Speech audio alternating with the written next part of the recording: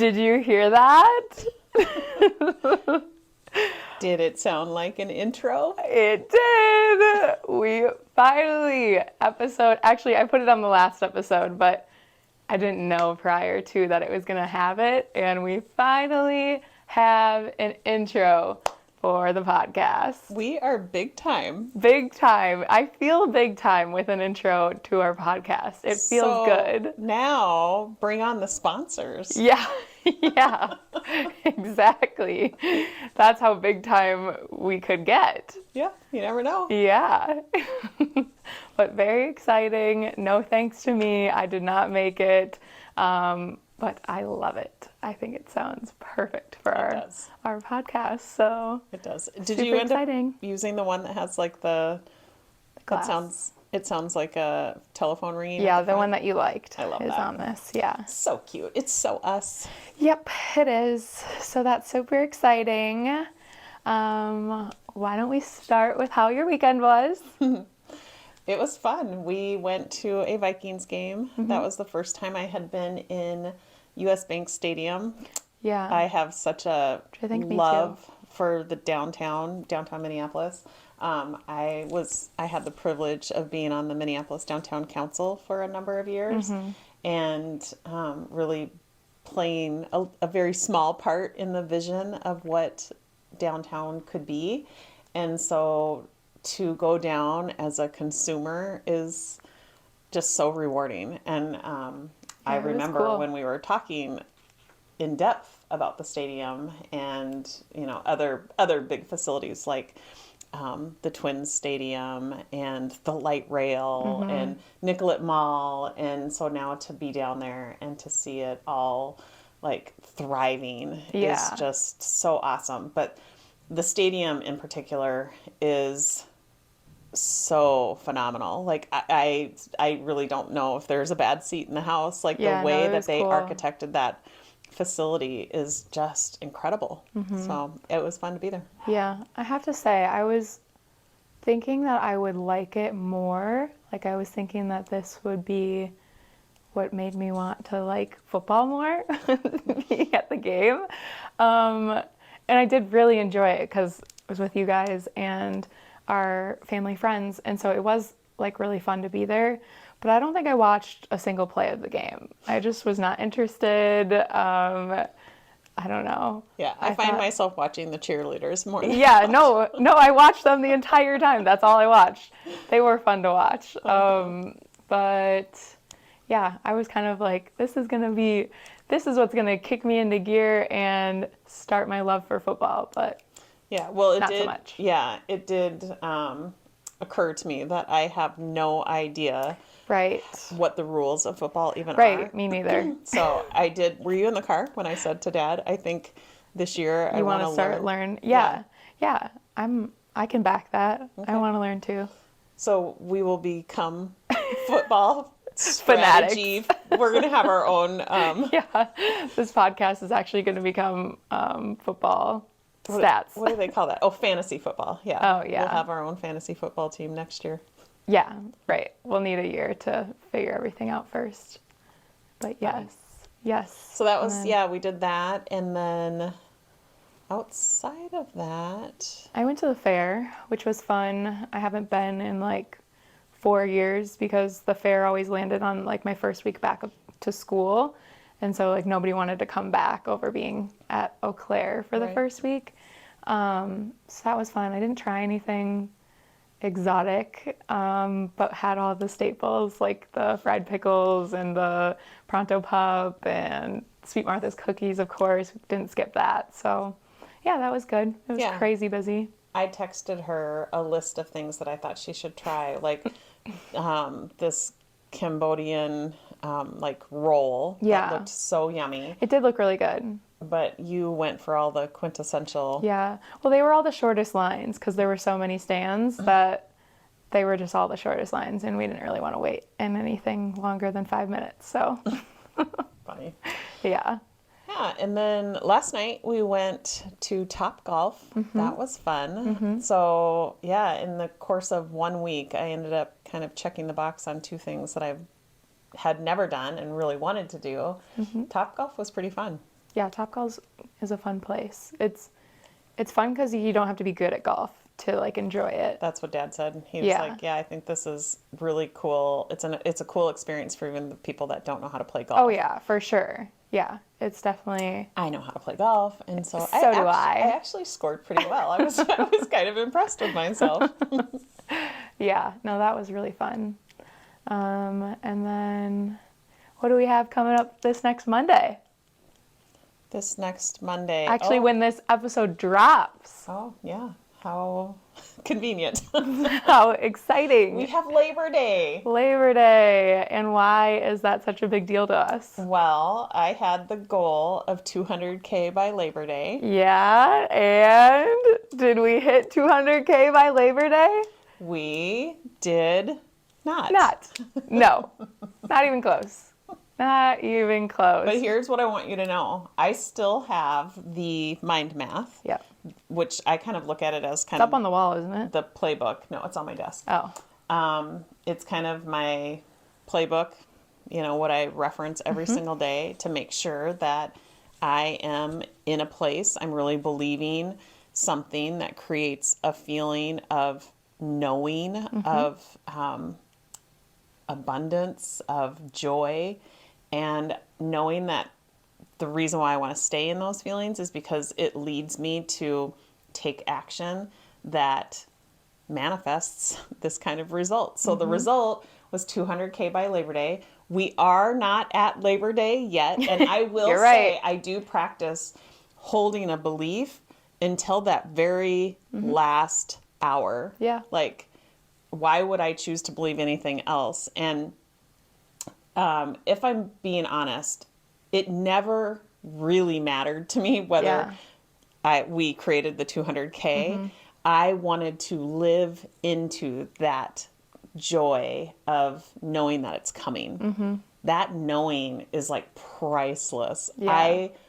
I know it sounds very cliche, but I truly would not give up this feeling for 200K. Yeah. I wouldn't, because it's a knowing. It's like so deep within me that it's all coming. Because I guess to back up a little bit, I want this property up north on Gull Lake, and the down payment is $200,000. And so we were looking at financing options, and Gracie said, "Why don't we just not finance it, and why don't we just earn it? Why don't we just create it?" And I was like, that's a brilliant idea. Genius. I also came up with the idea, I tacked on to that, and let's do it by Labor Day. Yeah. Okay, so may have not given ourselves enough time, Yeah. but I am still as convicted in that creating of that money to make that down payment as ever. And interestingly enough, the property that we were looking at sold. It did. Heartbreaking. That was option B for Gracie. It was option A for me. Yeah. So, and the reason why is because the option that Gracie would like us to purchase. Let's be clear, Gracie's not putting any money towards this. No. But the property that she would like us to purchase is brand new. It's absolutely beautiful, state of the art, like completely out of our Looks like league. a ski lodge. Yeah, completely for out a of our cabin. league right now. Yeah. So I was trying to be a lot more reasonable. Right. And I went for option B. And so my thoughts around this are, my option just wasn't meant to be, at least not at this time, because it did sell. But there are still lots of options. And, the resort that this is on is really where I want to be. I'm convinced that it's the right place for us. And I have this knowing that it will happen. It's just when, I don't know. And I'm willing to kind of sit in the unknown and just kind of bask in the fact that it will happen. Yeah. So Absolutely. those are my thoughts on that. I don't love having to talk about a goal that, we didn't achieve, that we actually made very public. Yeah. Because that's a lofty goal. I know that. And I'm sure a lot of people who heard us say that were probably like, are you out of your ever-loving mind? 200,000 is more Yeah, than not a lot even are you out of your mind. You guys are out of your mind. Yeah, So that's yeah, probably the yeah. thought. So 200,000 in the course of a matter of months, when a lot of people crazy. don't make that in a matter of years. Yeah, So, we don't. just like us, apparently. No, we do too. But I do want to just kind of recognize that we know that that might have sounded like an impossible goal, but the whole purpose of coming up with an impossible goal is to expand your capacity. Yeah. Your capacity for, being able to hold a dream like that, being able to, being willing to feel all the feels, to be willing to problem solve all the way to it.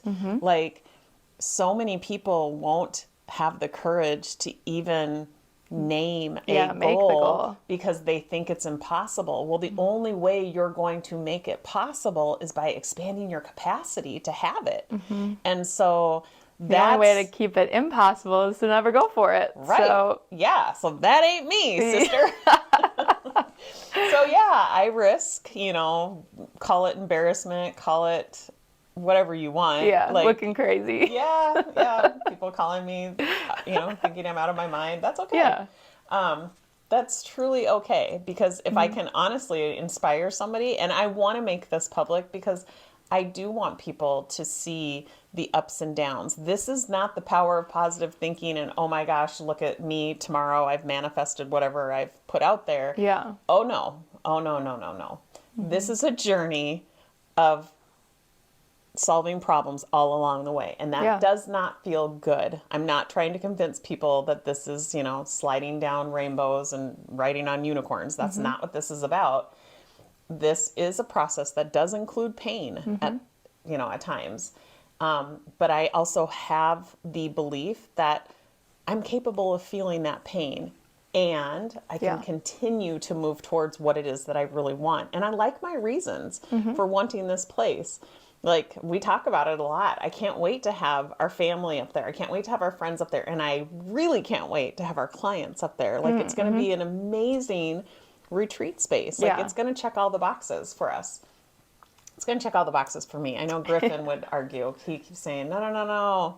We need a more fishing type cabin. Yeah. I'm like, no, you can find I don't know what. I don't really care. You can shove that idea. You can find somewhere else to fish. Yeah. Yep, exactly. Anyways, so that's the backstory on the 200K by Labor Day. I am excited for Labor Day, though, because we're going out of town. Yeah. You're staying home, but we're going out of town. Yeah. I just had to throw that in case anybody's thinking about robbing us again. People are going to be home. Yeah, me. Thank you. And your dog. Your vicious dog. Yeah, ferocious. Don't even think about coming here. Yeah, and there's definitely not a purse sitting in the back seat of a car. Nope. Yeah, you'll be so proud. It's not there anymore. Good. So. Geez, it only took, 6 weeks to get it out of the car? It doesn't matter, Mom. It's not there anymore. Okay. But we are going out of town to celebrate our friend's 60th birthday, which will be so fun. It'll be so fun. So, and I love the start of fall. Like, there's just so much to anticipate. Of course, everybody in Minnesota loves the fall. Yeah. Our weather is just spectacular in the fall. It's the and best. You can start to feel it changing already. Like, there's just this amazing breeze I was right going to now. say the wind. I call it a breeze, not wind. That's our sign. Yeah. It's coming. Fall is coming. There's lots of leaves falling into our yard right now. Yeah. Well, on to the episode. Yes. So we looked at the analytics from last week and noticed that it was an episode that got more views. Seems like there's more interest in coaching. Yeah. That might be more interest in me coaching Gracie on the topic that we coached on, but we won't know that until we try something else. So we're actually going to have Gracie coach me. Gracie Which is crazy. well, Gracie's going through one program that we offer at Self-Made You. Yeah. It's our coach program. It's brand new as of this year. We have 10 people currently going through becoming coaches. It's a 6-month program. It's pretty intense. It Yeah. includes a practicum. So one half an hour every week, you are actually coaching or being coached by one of your peers or one of your counterparts. You also have an hour of a lesson every week. Yeah. They don't need like the whole breakdown of everything. So, what would you like coaching on? Well, it seems like it would be a miss if we didn't coach on money. Yeah.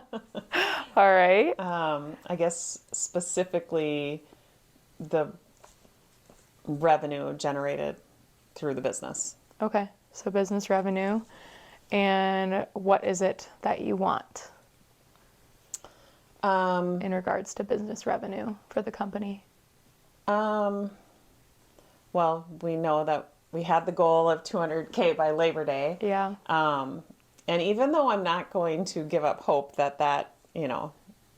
or belief, I shouldn't even say hope, but it's just belief that that's very possible. The timing of it might have been off. But I'm really more focused on kind of this $1 million mark. We've hit 250,000 multiple times. And so now I'm really kind of focused on that $1 million mark in 1 year. Okay. All right. And so, what are your thoughts around business revenue? Ooh, it never seems like it's enough.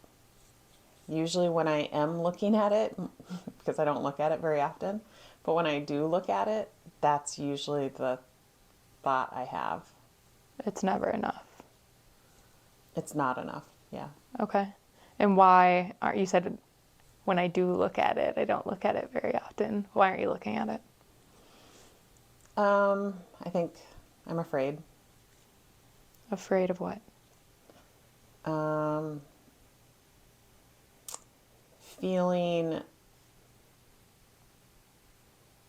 kind of that scarcity or that lack, or feeling maybe kind of inept in being able to create that goal. Okay. Maybe, I mean, I think sometimes there's thoughts around, kind of that imposter syndrome sometimes. I help a lot of clients with their professional goals and their income generating goals. And so I think fear keeps me from often even wanting to look at our numbers. Yeah. And so tell me a little bit more about that. What is that fear? So it's not having you look at numbers. What else is it doing? It has me delegating. Like, I will have Dad just run a report for me monthly. It doesn't, until this week, it didn't have us, you and I, looking at it, looking at the analytics from through the lens of like what was working, what didn't work, what can we do different. We were just sometimes plugging in numbers, but not really assessing it. And what was that doing? Nothing. Or not doing? Oh, yeah, a whole lot of nothing. It was checking a box, and Yeah. it really wasn't very productive. It had us kind of doing things without really having any sort of intention or objective. Yeah. And what do you think that all created or all creates for you? All of those things. So not looking at the numbers, delegating that task, just checking the boxes, not being productive? It had me focused on the wrong things. Okay. Tell me more about that. It would have me kind of buffering by creating new projects, new programs, instead of really looking at what are the revenue generating tasks. I would distract myself with non-revenue generating tasks. Yeah. And so tell me a little bit more about the thoughts around, like the thoughts that you're having that are creating you to buffer.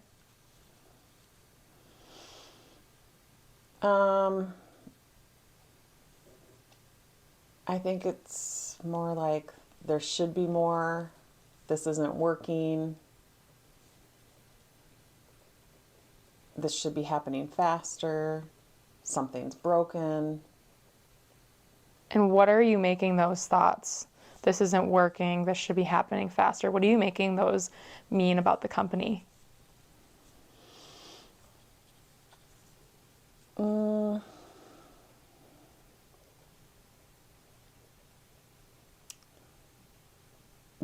That something's broken. It's either like people aren't understanding, we're not clear enough in the messaging, or the process maybe isn't effective. Those are kind of the knee-jerk reactive type thoughts that I have, even though I know, when I really ask myself, is that even true? Yeah. It's not, but those are definitely kind of those knee-jerk reactive thoughts that I have. Yeah. And that's very human. It's very human nature to be creating this when you have thoughts of it's not enough, that something is broken, this should have been happening faster, this isn't working, because those are creating feelings of fear and have you afraid and in this like scarcity mode. And all of those feelings are having you not looking at numbers, delegating that task off, just checking boxes, buffering, not being productive, which ultimately all is creating what? Is it getting you that $1 million No. in a year? No. It's probably slowed that down. Okay. So what would you have to be believing to create $1 million in 1 year?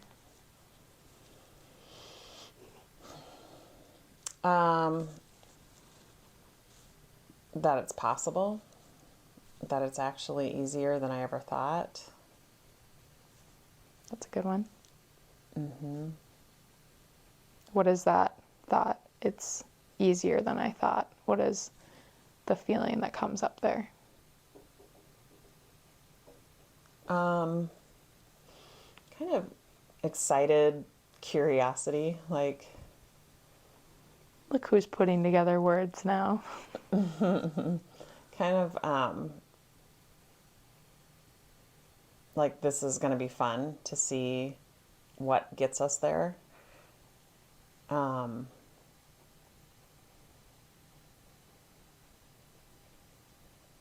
What feeling comes up when you think this will be fun to see what gets us there?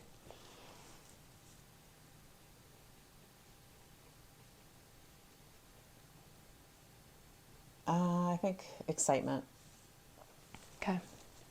So excitement and curiosity. So how would somebody that is making $1 million in a year, what would they be doing? How would they be showing up? Probably making some more quantifiable, like timely goals, like maybe breaking it down into incremental steps, more probably monthly, weekly based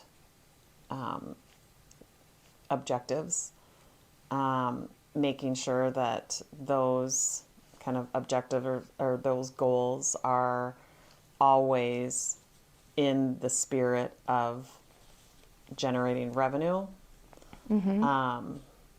or in support of it. Celebrating the wins, making sure that they stay really mindful of the wins as they happen. Yeah, I'm absolutely. just sitting here thinking of all the things I don't do. It's way easier to come up with. But could you? Could you be doing these things? Yeah. Yeah. Yep. My primitive brain, though, just hijacks me and has me focused on. Yeah. And so what can you do when your primitive brain is showing up? Well, first, recognizing that that's actually what's happening without making it mean something about me or my worth or my ability to impact other people or the credibility of the company. Just allowing that to happen because I am a human being who happens to be running the business. And those thoughts are going to show up, but I don't have to react from them. Yeah. I can just be aware of them. I can be playful about it, or just allow it, the thoughts and feelings, to be there, and still carry on with the tasks that are going to get me closer to that $1 million. Yeah. And do you believe that you can feel those feelings all the way through and still be able to do those steps, making the timely goals? Feeling those unwanted feelings? Yeah. Yeah, I do. I would say that's probably my biggest work. Yeah. Because I am somebody that tends to think her feelings, and I really overthink and outthink all day, every day. And so, yeah, really connecting to these fear-based thoughts and the feelings that I'm experiencing, and being like, this is really nothing to be afraid of. This is just me feeling the fear that's being generated by my primitive brain.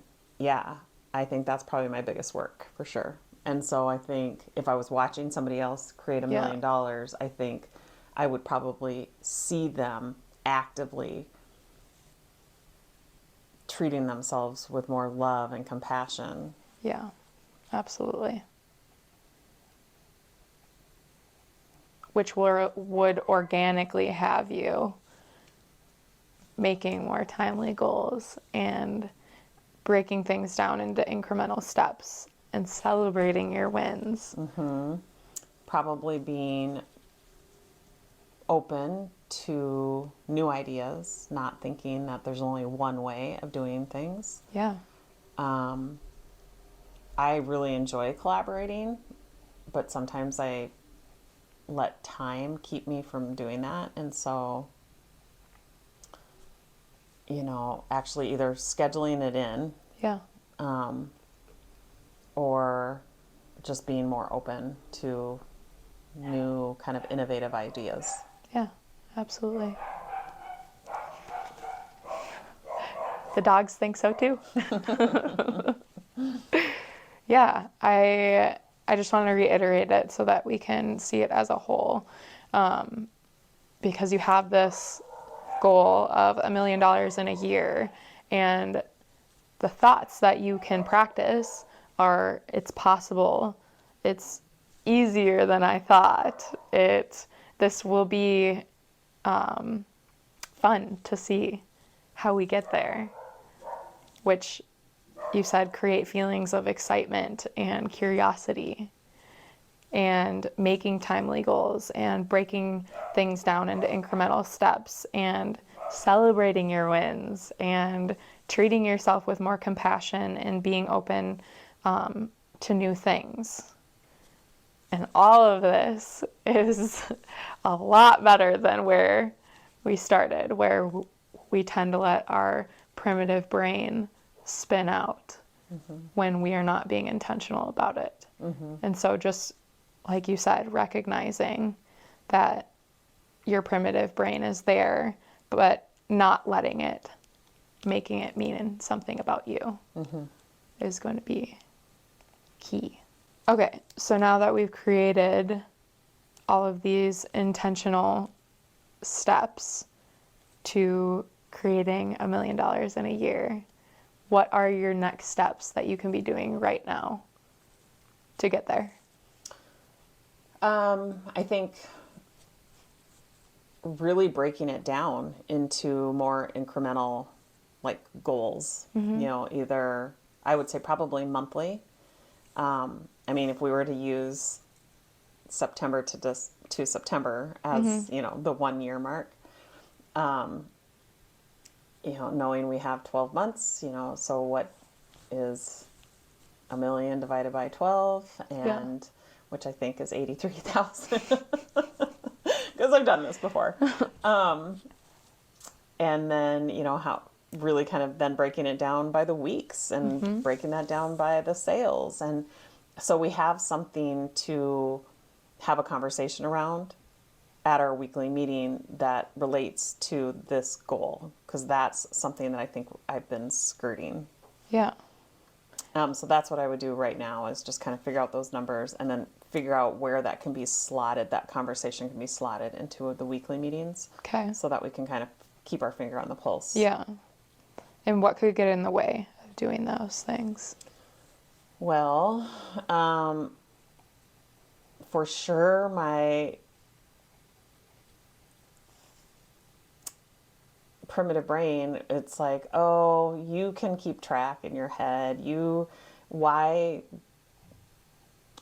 measure, your goal when there were no sales this week? So you just kind of excuse the whole week and you don't look at it with an analytical eye. You just excuse it all.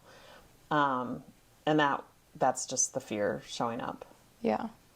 So I could see that happening. Time, thinking that time would be better spent elsewhere. Okay. And I think the way I would tackle that is, I'm going to schedule in the time. I'm going to catch it when that fear absolutely comes up, and really handle it with, again, some love and compassion. Yeah. Becomes very cyclical. It does. It really does. But it's all good to be aware of, because we know how easy it is for those primitive brain thoughts to show up. So.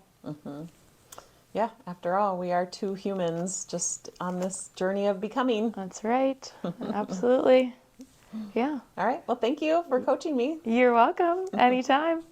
So 1 year from today, we'll be back to talk about how well we did with this goal. Absolutely. We will put 2K by Labor Day to shame. Yes, we will.